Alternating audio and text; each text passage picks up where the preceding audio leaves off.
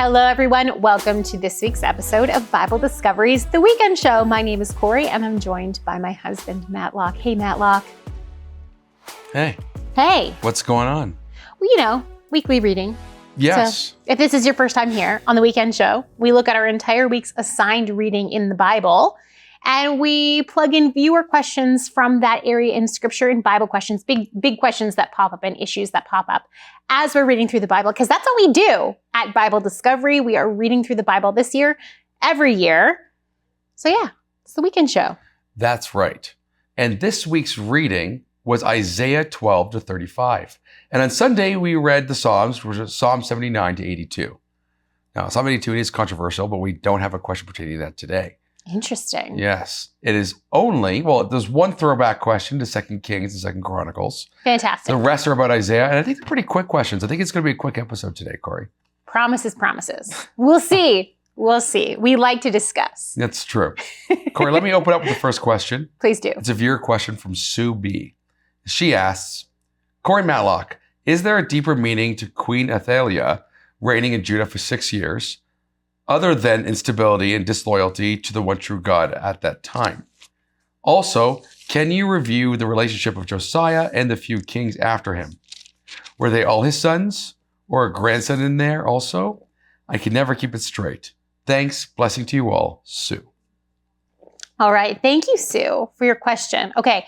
Athaliah, Queen Athaliah. So this is a really, really interesting political drama that plays out. There's human drama element of it, obviously, because Queen Athaliah, on hearing the news of her son's death, she's the queen mother at this point. So her son has become king of Judah and Jerusalem. When she hears that he's been killed in battle, she goes on this bloody rampage and kills all of his children, anyone that could have a claim to the throne in Jerusalem, and she declares herself the ruler of Jerusalem. Why would she do this? Other than, like Sue is saying, just being evil and in opposition to God.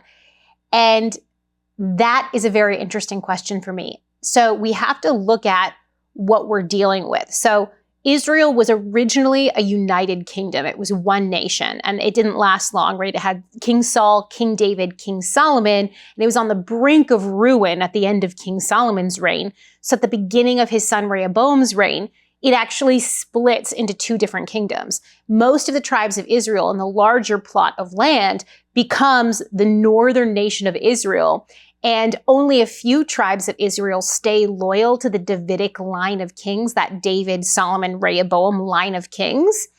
And they are a smaller nation. They're called Judah, after the tribe of Judah. And their capital city is Jerusalem. They have the temple. And every single king of Judah and Jerusalem is related to King David. So they stay loyal to the tribe of Judah, the kingly line of David. But all throughout the time period of the Kings and Chronicles, the books of Kings and Chronicles, there's this, if you look for it, you can see this thread of kings wanting to reunify Israel and Judah. And sometimes it goes well, but most times it does not go well. There's Northern Israel tries to conquer southern Judah, and southern Judah tries to fight up and conquer northern Israel. But we see King Jehoshaphat of Judah seems to make some real progress in this by making a peace treaty with northern Israel. Unfortunately for him, the king and queen of northern Israel at that time are the infamous Ahab and Jezebel, these people who are systematically destroying worship of the true God in northern Israel and replacing it with Baal and Ashtoreth worship. So unfortunately for King Jehoshaphat, though he's making progress in human terms in not having now warfare between northern Israel and southern Judah, he's making these peace treaties with very evil people. And we see that play out with the prophet Elijah. And Elisha. It's a really, really interesting drama that plays out. So the peace treaty that Jehoshaphat navigates has a marriage agreement to it. So Ahab and Jezebel's daughter Athaliah marries Jehoshaphat's son and crown prince, meaning that their daughter Athaliah becomes the queen of Judah, the queen of Jerusalem. Now, in theory, this should be fine, except that her son gets murdered. So the idea behind this marriage alliance is that, look, if we can't fully unify Israel and Judah once again, we can at least have peace between us and our bloodline will be commingled. See? Don't you see? We can have peace because your dynasty is now part of our dynasty. It's part of the Davidic line.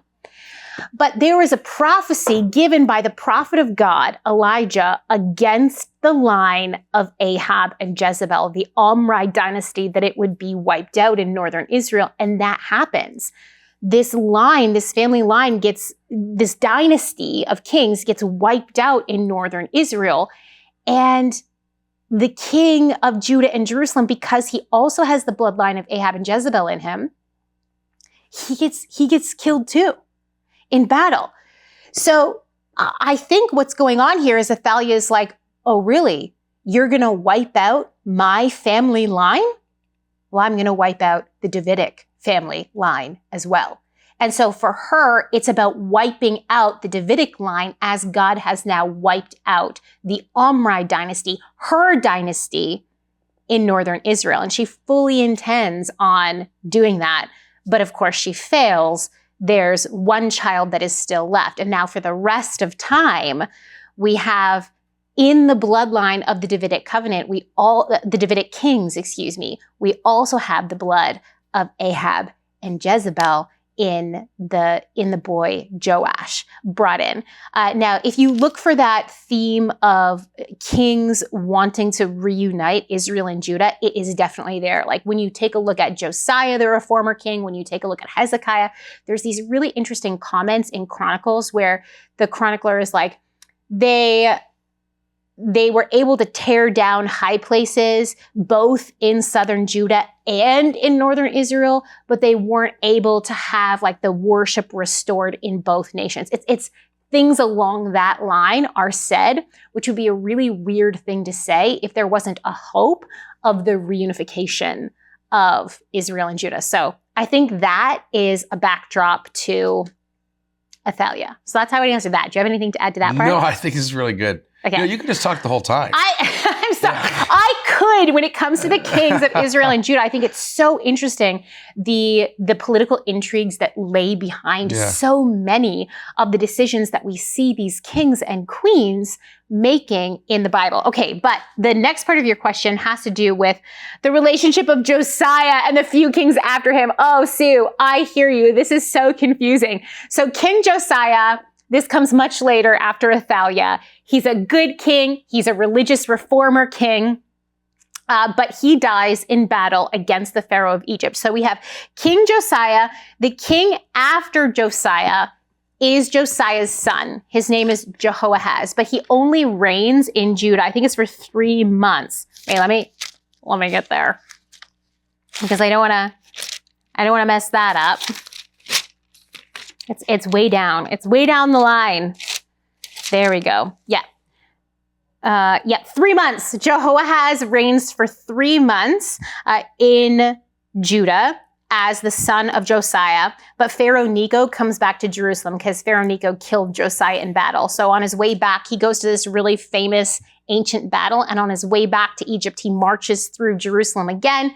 He deposes Jehoahaz and he installs Eliakim, another one of Josiah's sons, and renames him Jehoiakim. So we've had 2 sons of Josiah on the throne of Jerusalem. We've had Jehoahaz and we have Jehoiakim. Jehoiakim lasts for 11 years before he is deposed. He passes away, I should say. And then we get Jehoiakim's son, Jehoiachin. So this is the grandson of Josiah, but he only lasts for 3 months as well before he's taken to Babylon. And then another son of Josiah, so that's the 3rd son of Josiah, whose name is Mattaniah, but he's renamed Zedekiah, becomes the final king of Judah. So in total, 3 sons of Josiah held the throne of Jerusalem, and one of his grandsons, but the grandson only lasted 3 months. And really interestingly, because so many kings only reigned for just a few months in Israel, Josiah's final son, who was the final king of Israel, Zedekiah, the Bible tells us that he was 21 years old when he came to the throne. So that means he was about 10 years old when Josiah died. So all of those kings were only just 11 years and a little bit. So 3 sons of Josiah reigned on the throne of Jerusalem, but most of them didn't last very long. So that's all I got. That's the answer to Sue's question, I think. I think it's a pretty good, thorough answer. I tried. have nothing to add. I'm so sorry. It's mostly historical, so that's how it goes. That's exactly all right. Let's move on then. Matlock, this question is for you. Sure. And it's in regards to Satan. Let's do it. Okay. Was Satan's name Lucifer before he fell? And why is Jesus also referred to as Lucifer, aka the morning star? Right. Okay. So there are many scholars who think that Lucifer's name was not, Satan's name was not Lucifer before he fell. But historically and in church tradition, it was passed down that it was. Now, to be very clear on this, it doesn't have to be his proper name.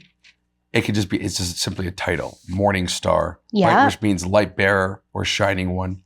So it doesn't necessitate it. Here's what I would say.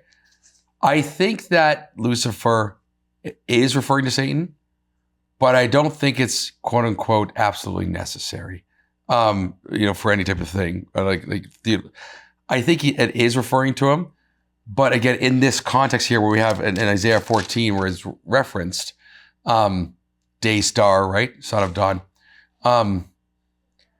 You're speaking to a king and you're speaking to the spirit behind the king. Okay, and for context, because I didn't set up the context in our reading, this comes from Isaiah chapter 14. And there's this famous chapter written against one of the king of Babylon, like the one of the main kings in the ancient world. But in the middle of this prophecy against this king, it switches over and seems to be speaking to a spirit. Yeah, briefly. And it's very brief. And that's the reason why. So it's like the king can self-proclaim this title of himself. Mm-hmm.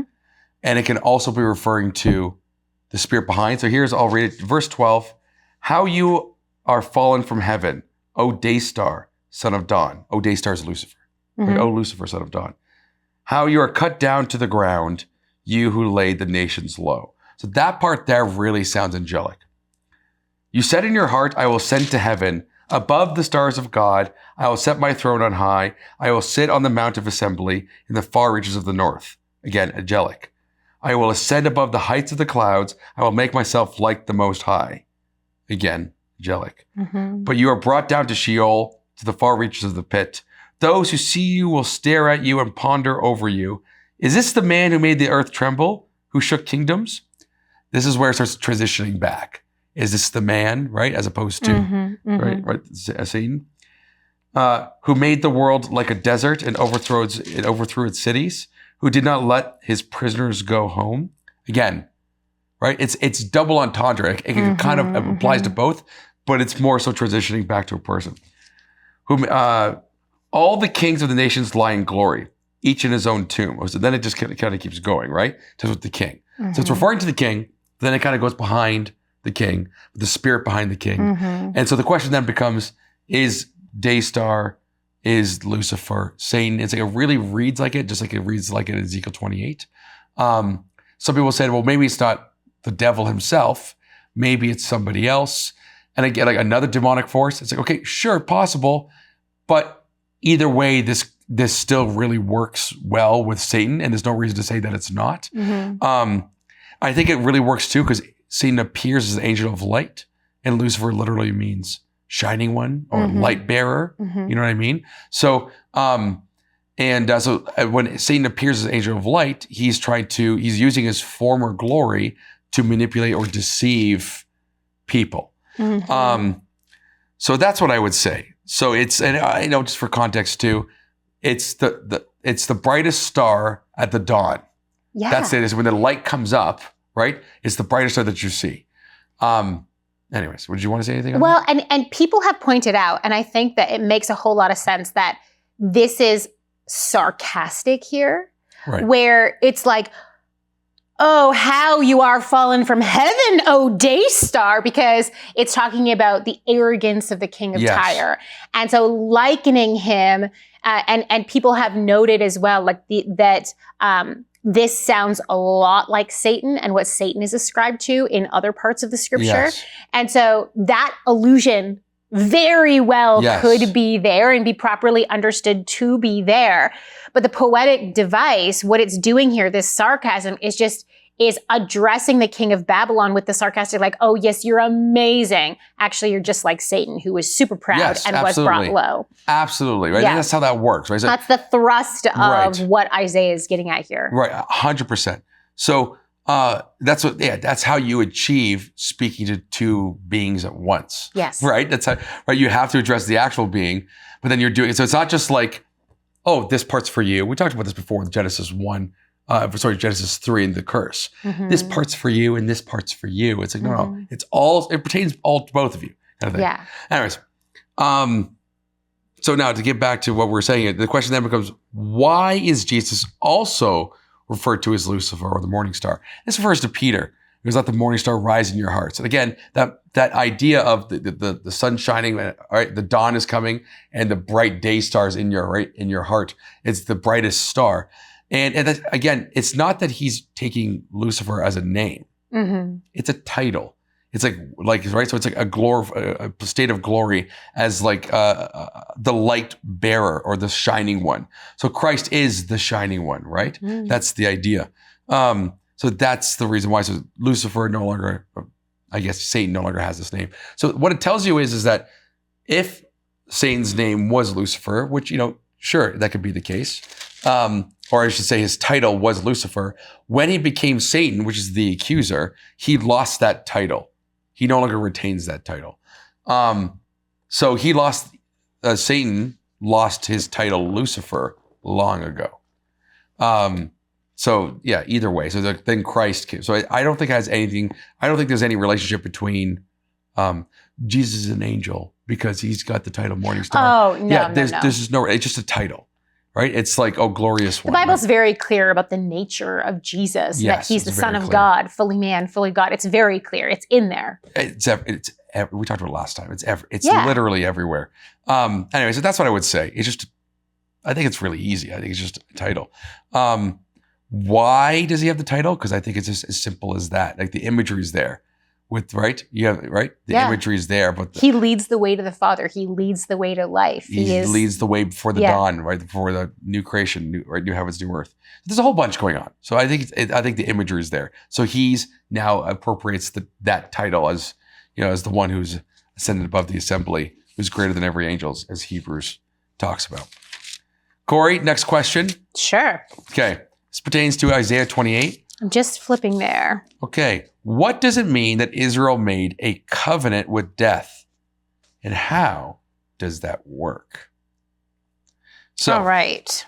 did Israel say, hey, death, let's make a covenant? Okay, well, let's find it in Isaiah 28 so that we can put it in its proper context. That's right. Because that is what I'm going to be looking for as well. So we're not going to read all of Isaiah 28, though I would like to. So verses 14 and 18, or? Yeah, okay, I will read verses 14 to 18. Therefore, hear the word of the Lord, you scoffers, who rule this people in Jerusalem. So that's talking about the rulers of Jerusalem. This is very helpful context. What follows is going to be speaking to the rulers in Jerusalem. Because you have said, we have made a covenant with death, and with Sheol we have an agreement. When the overwhelming whip passes through, it will not come to us. For we have made lies our refuge, and in falsehood we have taken shelter. Therefore, thus says the Lord God, Behold, I am the one who has laid as a foundation in Zion a stone, a tested stone, a precious cornerstone of a sure foundation. Whoever believes will not be in haste, and I will make justice the line and righteousness the plumb line.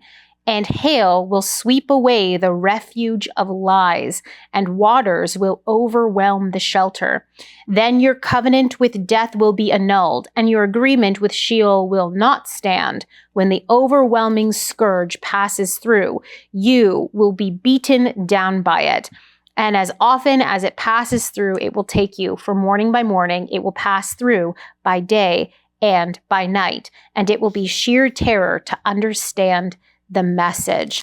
And then it continues on like this, speaking about judgment. Right. Okay, so this is speaking about the rulers in Jerusalem believing that they're not going to experience death by invading nations, because they believe they've outsmarted it. They've believed that they've shielded themselves by making their different treaties and making their different arrangements. And there's always a way out. In that sense, they've made a covenant with death, an agreement with Sheol, which just means the same thing. We have an agreement with death, right? They think that they're smart enough, that they've hedged themselves enough, they've arranged life enough to escape judgment of other nations, which has classically been seen as judgment from God. In other words, God isn't going to judge us. He can't judge us. Right. And the rest of Isaiah talks about the different ways that they've done this. And part of that is they believe that they're appeasing God by continuing on the sacrifices in the temple, while also not following completely not fulfilling the covenant of God, but extending beyond it, and justifying their own evil because they're still upkeeping the temple and things of that nature. Yeah. So what does it mean that Israel made a covenant with death? How does that work exactly? It's a metaphor. It's a metaphor. It's a metaphor. They have. Yes. So you have a metaphor with wordplay, right? Absolutely, that's what this is. But then you also have something else that you think about is a little bit deeper. So if you are actually making, quote unquote, a metaphorical covenant with death, in a sense, Satan's going to use that. You're making a covenant in a sense with Satan, and and the power he has with death, because that's what your desires are. So those who hate me, God says, love death. And so here you have this interplay here where it's like, yeah, it's metaphor, but in a sense, you kind of did too, like in a real way. It's like you made a deal with the devil, as they say, right? That's what's happening. So even though it's not like, there's no like formal covenant. It's not like Abraham where they cut some animals in half and are walking between them with the flame. Nothing like that. But by virtue of abandoning God and pretending to honoring God with their lips and not their hearts, they've successfully said that they hate God and they love death. And what you love is what you worship, essentially. So, no, not quite, but anyways, it's connected. But anyway, so that's what I would just add that in. And I also believe that in context, I just quickly read on to kind of check myself, but I believe the actual physical covenant, the alliance that the leaders of Jerusalem have made at this point that Isaiah is talking about is a covenant with Egypt that they have made against the growing powers, first of Assyria, then of Babylon. Right. That are threatening the actual physical security. So, because later on in verse 30, in Isaiah chapter 30, it says this, "Ah, stubborn children, declares the Lord, who carry out a plan, but not mine, and who make an alliance, but not of my spirit, that they may add sin to sin, who set out to go down to Egypt without asking for my direction, to take refuge in the protection of Pharaoh, and to seek shelter in the shadow of Egypt. Therefore shall the protection of Pharaoh turn to your shame, and the shelter in the shadow of Egypt to your humiliation." So it's this idea that the leaders of Jerusalem are depending on their human alliances, which in this case is Egypt, rather than following the instruction of God and seeking him for his plan. They're making their own plans. So it's the same concept that we've been talking about, but it just adds that historical context here to Isaiah and what Isaiah is dealing with these leaders of Jerusalem who it seems like historically, will do anything but listen to the prophets of God. Yes. Seems to be what's happening. I think that's a good answer. Corie, last question. Yeah. Isaiah 34. What is the book of the Lord in Isaiah 34, verse 15? Isaiah 34. Okay, let's go there. Let's find verse the 16, context. Verse 16, excuse me. 34. Let me find it here. Yeah. Okay, verse 15. I think honestly to get the context because in the middle of poetic Do it.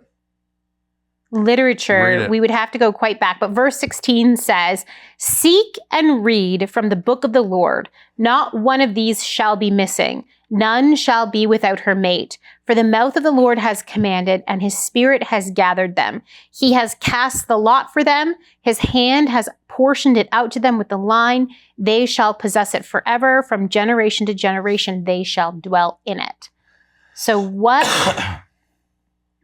are they talking about here? This is literally just referring to, when it talks about the book of the Lord, it just means like the account of the Lord. Yes. Like those that the Lord has in his protection shall be protected. Yes. Like go and look at the accounting of the Lord. Again, it's a metaphor. It's not like go look in the physical book of the Lord. I don't think that's what it's talking about here because it's in the middle of poetic language. But it's the account of God. Well, go and check out the accounting of God, and all of his plans that he wrote down have succeeded and will succeed. So you have this language of his spirit has gathered them. It's like kind of like this ultimate setting where the book is before them and those who are in it are in it. It's this revelation language that's used with the book of life, right? Those who are in the book of life shall not be blotted out. So you have this idea that it's connected in later concepts of God's book, right? That judges the dead. And if you're in it, right, it's a good thing. You don't be blotted out. You see this also in Deuteronomy, not to be blotted out of God's book.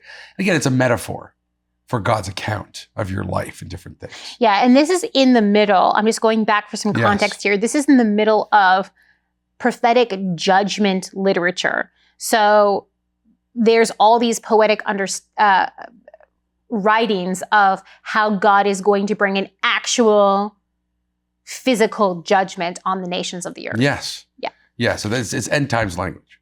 So anyways, yes, I think that it's just, again, not a physical book. It's that metaphorical book of God giving us an account of our lives, like our own personal lives, and the book of life that he has, this idea that, are you written in the book of life, the Lamb's book of life? That kind of book. Right. Right. Now, for sake of argument, could there be a physical book? Sure. I guess. Yes. Why not? Why not? Why not? Why not? This heavenly book, it might not even look anything like the books we have. And if it's a traditional book, it's a scroll. Like if you really want to go to what kind of book? Or is it like a tablet? What are we dealing with here? It just means accounting, right? Does it mean that kind of tablet? Because now we're getting... Whoa, Matlock, like a tablet what kind of or like book a we talking rock about? tablet. That's what I'm saying. Or is it like the Assyrian cylinders where it's literally a clay cylinder and you rotate the cylinder and you read the words all around it? Right. Because they put books on those things. They put decrees of kings on those things as well. Yes. Or on walls. And it means an accounting, a record now, those of are God. Like kids' toys. You know, the little blocks with the letters on it. The kids spin it, right? I guess, yeah. I guess. They got it from. No, but seriously, like, I think that, it's clearly metaphorical. But the point here to be said is that if you go to, as we're just joking about, if you go too literalistically, it's like, what kind of book are we talking about here? Yeah. It's like, what does this heavenly book look like? I love a good book. Yes. You know? But books have changed so much. Yeah. They keep changing.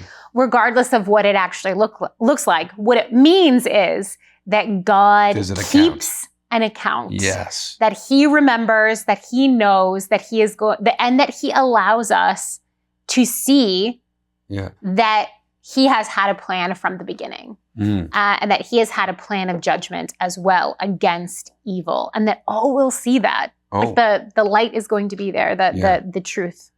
Just, what if you're the book? Whoa, the tablet of your heart? Is that what you're kind of right. going for? Yeah. Moses talks about That's right. The tablet of your You're heart. the book. That's right. Wild stuff to think about, Corie. Oh my goodness, we are descending. Yes, we are. Yeah, I've descended long ago. We have descended too far. Yeah. We're gonna pull it back. All right, guys, as we continue to read through the prophets now, things are gonna get wild. So if you have any questions about different prophecies of the Old Testament or specific passages that you want help with, even if you have things that you want us to react and respond to, like different articles or videos, pop those in the comment section below. You can also email us. All of our email details are on our website, BibleDiscoveryTV.com. So yeah, do that. And until next week, happy reading and studying.